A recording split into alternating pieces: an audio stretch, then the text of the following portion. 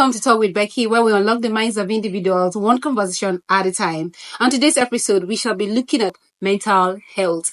Please join me make welcome my guest, Patience ASHER, our mental health advocate. You look beautiful. Good to have you here. Thank you. How are you today? I'm fine, thank you. Quickly, like the topic said, we are trying to discuss curbing mental health. So can you talk to me what actually is mental health? Because a lot of people do not understand what mental health is. Mental health, as the term or as the phrase connotes, has a lot to do with your mental faculties, and it goes a long way to talk about your mind and the quality of things that happen within there, because many people think that your mind is not related to your physical well-being as well. But little did we know that a lot of mental health also that have been unattended to have been the very reasons why some people have noticed that it started maybe off as just a mental disorder, a mental issue, and then it graduated to a physical ailment. So that mental health has everything to do with your ability to manage stress, how you think, how you relate with people, basically your thoughts and how they make you feel and how it affects your daily life. Okay. So yes, mental health is important, and sadly many people give more importance and concern to their physical well-being, not realizing that their mental health is as important as their physical health. Okay, so with that being said, what is the best way to find out if someone has mental health issues? Because I think it's actually difficult to detect when someone has these mental health issues. So to start with, there are symptoms I would always reveal to you. For example, when you hear someone complains of fever, probably my mouth is tasting bitter and then my body is paining me, what comes to mind first? Fever, the person is sick. Exactly. Malaria. Either fever, thank you, or malaria. So there are certain symptoms that are always very obvious when it comes to mental health. It's either you start noticing depressive symptoms, isolation, drug abuse, addictions, difficulty maintaining connections with people, anger. There are different things that would reveal to you that something is wrong with this person. And then you might not be, like I said, mental illnesses are not seen just like physical ailments. Nonetheless, you can see it affecting different aspects of our lives. And they are very dangerous. Yes, they are. Unattended to, they can always graduate into bigger stuff. It's just like your normal physical ailment. If you don't attend to, probably it starts off as fever. Before you know it, your temperature is running really high. Before you know it, or your organs are beginning to fail because the environment is really hot for them to be able to function. So that's how mental health too is. So are there practical strategies to promote mental wellness and resilience in daily life? I would say advocacy, because just the way you find out that people do advocacy on HIV, advocacy on different ailments and how it affects, the human body, how it's contacted. It's also same with understanding mental health, mental disorders, how they affect our daily life. And the truth is, it's important that we know what they are, how they affect us, and then how it can be attended to. So most people, when they realize that somebody is having a mental breakdown, a mental issue, a mental problem at the moment, the first thing is in the culture that we find ourselves and society is stigmatization. And so it cripples people's ability to want to go out, seek help. When if somebody is sick and probably it's headache or fever, you immediately will tell them, go see a doctor. So in understanding and building resilience, first of all, is for us to know what it is, how it affects us, and then what to do in the event that we notice it. So in understanding all these things, you find out that you put in the necessary structures in place. It's just, let me give an instance. HIV, you know that HIV is contracted this way. These are the measures for you to stay safe. So in order rather to be able to have a life free of you getting HIV, you need to do this.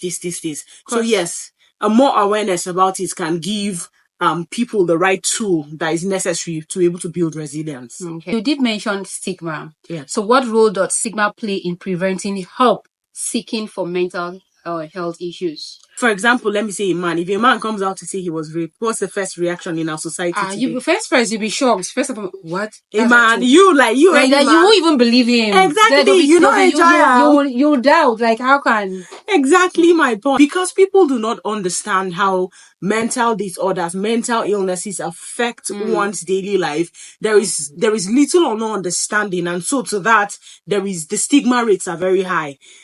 Depression can for example, show itself in you being unable to even get out of bed. But many people in our culture today will say, if it's an African mother, for example, she'll say, see this lazy picking. Exactly. Truth is, stigma is still very high because of lack of knowledge.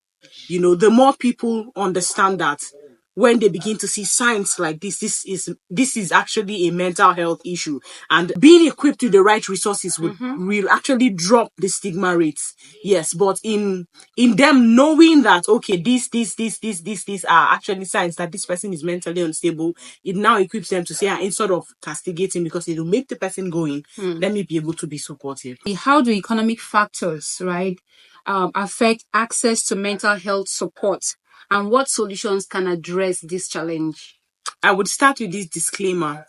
Okay. Many people, when it comes to mental health, they don't take it seriously because they still feel like it's your inabilities to be able to manage the economic factors that are happening in Africa and in Nigeria, to be precise. Nonetheless, if it was a physical ailment, even if it will cost them 50 million, sometimes you even see people go on social media to respond for people when it's a physical ailment, So that stigma already is there. It's there. You understand? So that's why people also do not take the effort when they notice a mental condition to be able to even go and seek help, and then they give the excuse that it's also expensive. I understand that the country is really hard. Nonetheless, give priority as well to your mental health. And talking about economic factors, the truth is we can see that the economy is not smiling on anybody. It's not. It's not. Things are really difficult. Also affecting people's mental stability, because many people are beginning to overthink, are anxious about what they will eat the next day, how they will pay their fees.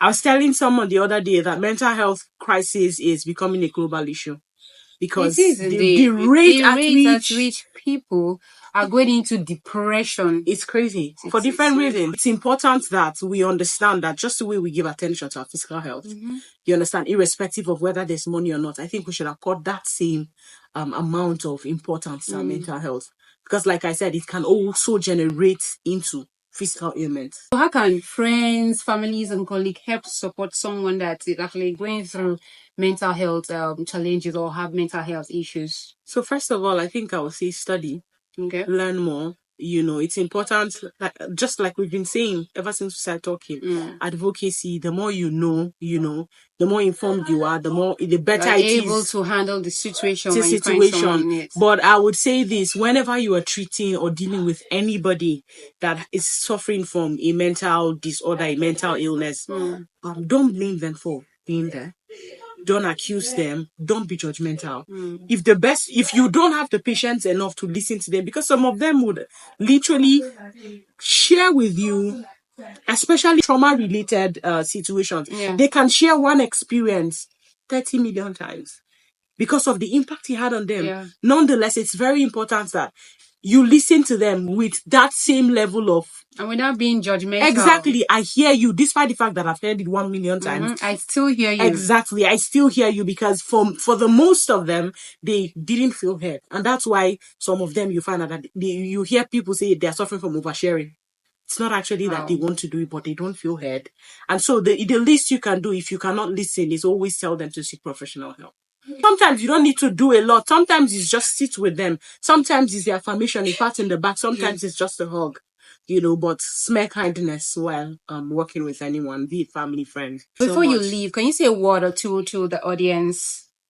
To that, I'll start by follow Mental Health with ASHER. Please do follow on Instagram, on Facebook, on TikTok, as we share nuggets daily on mental health and how to overcome. I think I actually enjoy your show. I've been following it on a daily basis. Thank you so much. I'm going to put your handle in the video and then people get to see it. And thank you for that. Yes. So in all, if you're struggling, there is a quote that I formed, and it says that the myth of isolation only prolongs the suffering, and then your uniqueness deserves an opportunity to be understood. So seek help. Thank you again for coming. Well, before you leave, we have a ritual here. Okay. So it's game time. You are going to be completing primary school rhymes. I see. Ready? Hey, let's go. Okay. Solomon Grande. Born on Monday, christened on Tuesday, married on Wednesday, got ill on Thursday, died on Friday, buried on Saturday. I forgot to. That's the end of Solomon. What? Ah, Grande. Wow, that's excellent. You actually remember that. Yes, A lot of people will not remember it. actually, A lot of people, like some of my guests have come on this show, they failed it. Like they failed it. Okay, let's take the second one. Jack and Jill. Went up the hill to fetch a pail of water. Jack went down and broke his knee and he did tumbling after. I remember you love this place, secondary school. Hey, That's me. you have loved to play it a lot. So we've come to the end of another insightful episode on Talk with Becky. First and foremost, I want to say a very big and huge thank you to my guest, Patience ASHER, for finding time to be here. And to you, my viewers, thank you for being part of the community. If you truly enjoyed this video, you know what to do. Head on to my YouTube channel, leave a like for this video, drop your comment, share this video across every other social media platform, and most importantly, subscribe. Subscribe, guys. Subscribe. For now, we'll leave you with that, and I will see you again in my next video. Thank you. Bye. Bye.